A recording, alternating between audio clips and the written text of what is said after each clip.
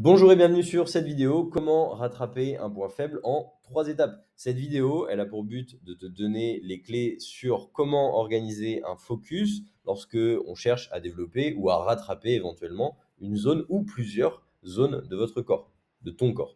Donc, à la fin de cette vidéo, pardon, tu sauras exactement ce que tu dois faire à l'entraînement pour t'assurer de progresser, parce que ça se passe avant tout à l'entraînement. Deuxième chose, comment construire ton programme autour de ton point faible ou alors du focus, si c'est juste un focus. Et enfin, comment construire tes séances autour de ton point faible, pardon, ou de ton focus. Pourquoi je fais la distinction? Tu peux avoir un point faible et chercher à rattraper, ou tu peux vouloir juste mettre le focus sur un groupe musculaire particulier et ne pas avoir envie d'entraîner autre chose. Donc, moi, je m'appelle Clovis. Je suis coach sportif diététicien. Je suis présent sur les réseaux au nom de The French King. Je suis un ancien athlète naturel WNBF et j'ai déjà aidé plus d'une trentaine de personnes à se transformer physiquement. Et via cette vidéo, j'espère pouvoir t'aider toi aussi. Et sans plus attendre, on va commencer du coup par l'étape numéro 1. Et le problème numéro 1 que j'observe chez la plupart des pratiquants qui vont avoir un point faible, pour pas dire la totalité des pratiquants qui ont un point faible, c'est un problème de technique ou d'intensité, ou les deux. Le problème d'une mauvaise technique, c'est qu'on ne met pas l'attention au bon endroit. Le problème d'un manque d'intensité, c'est qu'on ne développe pas de masse musculaire. Donc, problème numéro 1, la technique. Je vais te montrer donc deux vidéos, deux exemples d'un développé, un qui serait mal exécuté, un qui serait bien exécuté, et donc l'impact que ça peut avoir. Donc ici, le développé qui serait mal exécuté. Donc, première chose, une cambrure potentiellement trop importante, mais ça reste un petit détail. Et surtout, la propulsion des bras sur l'avant avec un relâchement complet du sternum lorsque les bras sont sur l'avant. Le problème de ça, c'est qu'on ne vient pas mettre de tension sur les pectoraux car la principale action des pectoraux, c'est de ramener le bras contre les pecs. Ici, on cherche juste à propulser la charge vers l'avant, ce qui n'est pas la principale action des pectoraux. Donc, peu de tension sur les pecs, beaucoup sur les triceps, beaucoup sur les épaules. À l'inverse, ici, bonne technique, bonne posture, pas trop de cambrure, mais un sternum qui est relevé, donc l'os qui est là, qui regarde vers le plafond, et surtout un maintien des épaules en arrière. Le but, c'est pas de les bloquer non plus, c'est pas de serrer les omoplates, mais au moins de ne pas les propulser sur l'avant et de se concentrer à ramener l'humérus, donc le bras, le biceps, contre les pecs. Et ici, maximum de tension sur les pectoraux. Hop, le problème numéro 2, souvent, intensité. Si c'est pas l'un, c'est l'autre. Et si c'est potentiellement les deux, tout est terrible. Ici, on aura un petit exemple de, justement, les deux. Pour rappel, l'intensité, qu'est-ce que c'est? L'intensité, on parle avant tout de proximité à l'échec. C'est important de faire la distinction parce que intensité peut rimer avec sensation de difficulté, mais ce n'est pas le cas. L'échec en musculation, c'est l'intensité. L'échec en musculation, ce n'est pas de la douleur, ce n'est pas la sensation d'avoir bien travaillé, ce n'est pas des courbatures, c'est un seul et même paramètre, l'incapacité à réaliser une rep complète proprement.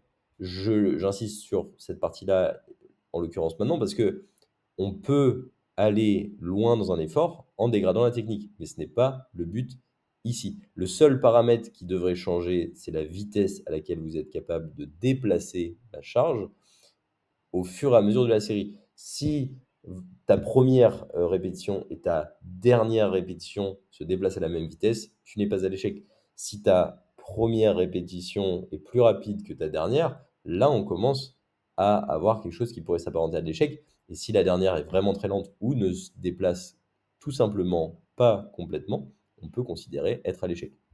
Donc ici, l'exemple d'un élève qui réalise son extension triceps avec une mauvaise technique, pas de flexion complète, pas d'extension complète, donc le bras qui se plie pas complètement et qui se tend pas complètement, la posture relâchée, et du coup, au fur et à mesure, on voit que le bras bouge de plus en plus, on a le dos qui va s'arrondir de plus en plus, et potentiellement une perte progressive d'amplitude sur la remontée, la gros dos rond, et là, on pourrait se dire, il est à l'échec. Potentiellement, oui, mais il est même allé au-delà, ou en tout cas, il ne l'a pas fait correctement. Ça, ce n'est pas considéré comme étant aller à l'échec, ou en tout cas l'échec auquel on a envie d'aller. L'échec auquel on a envie d'aller devrait plutôt ressembler à ça, quelqu'un qui paraît facile, mais qui est en fait très gainé, qui stabilise tout, sa posture au niveau du dos, sa posture au niveau des épaules. On voit que le bras ne bouge pas. Flexion complète, donc l'avant-bras qui vient se coller au biceps. Extension complète, le coude qui se tend. Et surtout, une diminution progressive de la vitesse de descente. Là, commence à être difficile. Et la dernière, il pousse de toutes ses forces et ça ne bouge pas. Et il ne triche pas pour terminer sa rep. Voici à quoi devrait ressembler l'échec. Donc très important, ne pas confondre sensation et perception avec le vrai échec. Ok. Étape numéro 2, donc, une fois que la technique et l'intensité sont revues, il faut certainement revoir le programme. Si l'intensité et la technique sont bonnes, mais que le point faible est toujours là, il y a un problème au niveau du programme.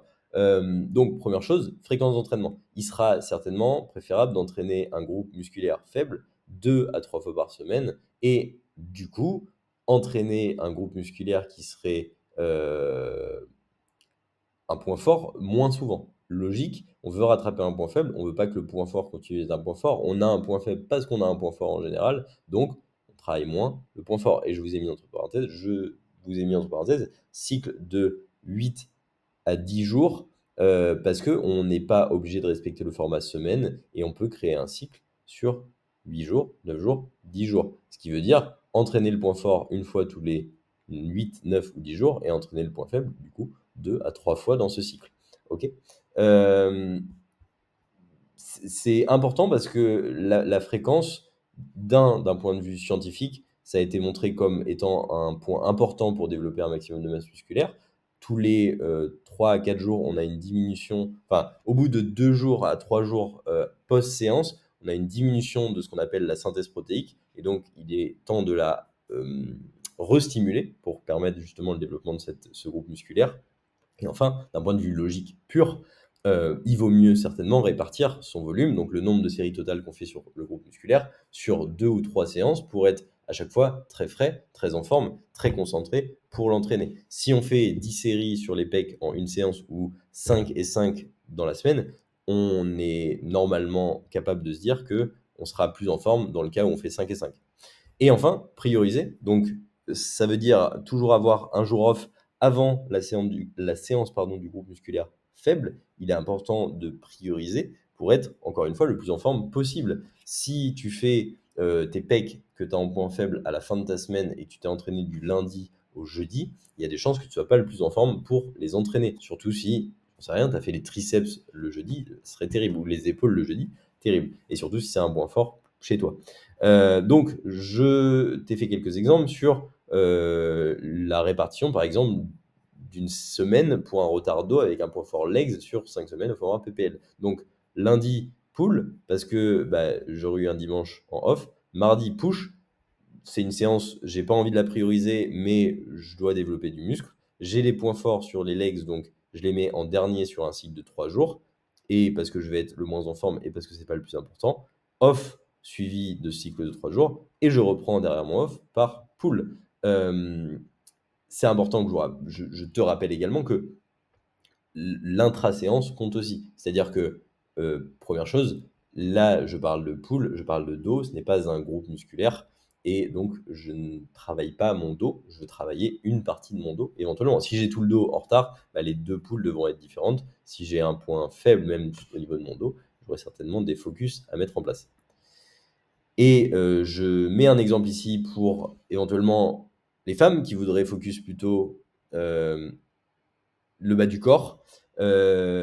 J'ai mis 3 fois dans la semaine et c'est une fréquence qui est propice plutôt chez les femmes car elles ont une meilleure capacité à encaisser du volume et une meilleure récupération que les hommes. Pour les hommes, il serait certainement préférable de rester sur une sollicitation tous les 4 jours. Typiquement, legs lundi, mardi, mercredi off, jeudi de nouveau legs possible. Ça serait idéal pour les mecs. Et du coup, répartition focus bas du corps fessier contre le haut du corps qu'on voudrait moins focus, et on aurait lundi ischio-fessier, juste après un jour off. Mardi, push ou pull, c'est une séance haut du corps parce que j'ai envie de le travailler, mais je ne veux pas le prioriser. J'ai les quads ensuite. Alors oui, ça n'arrive pas après un jour off, mais je suis obligé parce que je viens d'entraîner mes ischio-fessiers potentiellement. Si j'ai fait de la presse pour les fessiers, si je dois faire mes quads sur un squat, ça va être compliqué. Jeudi off, ischio-fessier de nos vieux, et j'ai plusieurs jours qui séparent mes ischio-fessiers, ici aussi, pour être le plus frais possible sur le focus que je voulais mettre, fessier.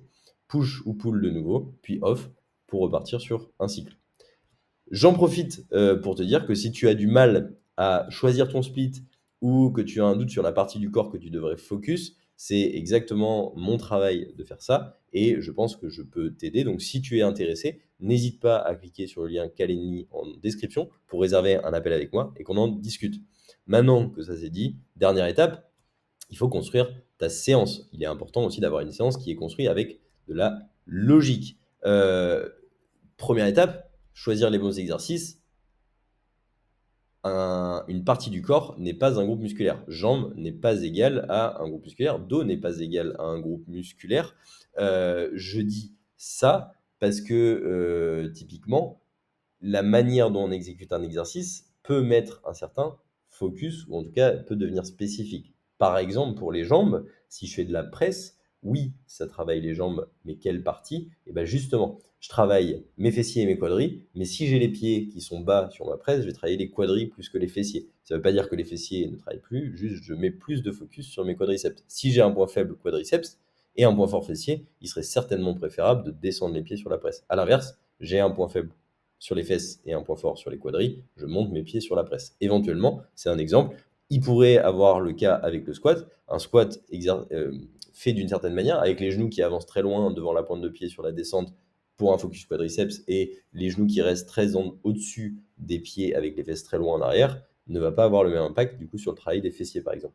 Pour le dos, même chose. Dans le dos, il y a trapèze, grand dorsal. Si tu fais des tirages verticaux en espérant travailler la largeur de ton dos, donc le grand dorsal, peut-être qu'il y a des exercices qui seraient plus bénéfiques. Une rétropulsion du bras, donc pullover, ou tirage vertical unilatéral, ou tirage vertical prise neutre avec les bras le long du corps, serait certainement beaucoup plus intéressant. Voilà quelques exemples donc au niveau du choix des bons exercices. Deuxième chose, choisir le bon volume. C'est quelque chose qui est très important et qui est souvent sous-estimé. C'est faire suffisamment de volume sur un groupe musculaire qui est faible et ne pas en faire trop sur un groupe qui serait fort du coup. Donc, il y a 4 types de volumes. Un volume de maintenance, un volume minimum effectif, donc c'est le minimum pour faire progresser un muscle, le volume moyen optimal et le maximum volume récupérable. On mettra les deux dans le même panier, qui peut être ces deux-là intéressants dans le cadre de rattraper un point faible, à minima 12, 18, voire 20, 25 séries. Ça peut être en fonction du groupe musculaire aussi. Les épaules, les bras peuvent tolérer ça. Peut-être que pour les jambes, le dos, les pecs, ça serait plutôt ça. Mais ça serait l'optimal pour rattraper un point faible. Pour un point fort, au contraire, peut-être que minimum volume de maintenance, s'il est vraiment très en avance, pourrait suffire. Donc 4 à 6 séries par semaine, j'insiste par semaine, hein, sur un fessier ou sur un quadriceps ou sur un ischio par exemple, et minimum volume effectif. Donc on veut quand même qu'il continue de progresser parce qu'on n'est pas assez gros pour se permettre de juste le maintenir. Eh bien 8, 10 séries. Et en vrai, même 6, 7 séries, en général, peuvent fonctionner en fonction du groupe musculaire. Encore une fois, dépendant de la technique, de l'intensité et de tout le reste, récupération, nutrition, etc. etc. Important ici aussi, le volume, on parle donc de séries par semaine et on parle de séries de travail. Et séries de travail par groupe musculaire, pas par partie du corps. C'est pas 4 à 6 séries de jambes, c'est 4 à 6 séries de fessiers ou de quadris ou de biceps, triceps, pectoraux, grand dorsal, trapèze, etc. etc. Et la dernière chose aussi importante, si tu as un point faible, c'est que tu as un point fort. Et donc, tu veux prioriser dans tes séances le groupe musculaire faible et mettre en fin de séance le groupe musculaire fort. Donc, commencer sa séance par le groupe musculaire qui est faible semble être préférable. Exemple de séance push, focus, épaule ici. Un développé au-dessus de la tête, pas obligatoire, mais qui, si on a un point faible sur le deltoïde antérieur, qui peut être intéressant. Une ou deux élévations latérales par la suite, donc pour maximiser le volume et peut-être changer les angles de travail. Un ou deux développés, pec. Potentiellement, s'il y a un gros point fort, un seul développé peut suffire. Puis, une à deux extensions de triceps. Important, ce n'est pas obligatoire de prioriser dans la séance, mais je pense que si il n'y a pas une séance dans ta semaine où tu entraînes en priorité ton point faible, tu passes quand même à côté de quelque chose, même si c'est des épaules ou même si c'est des bras. Ok. Donc voilà.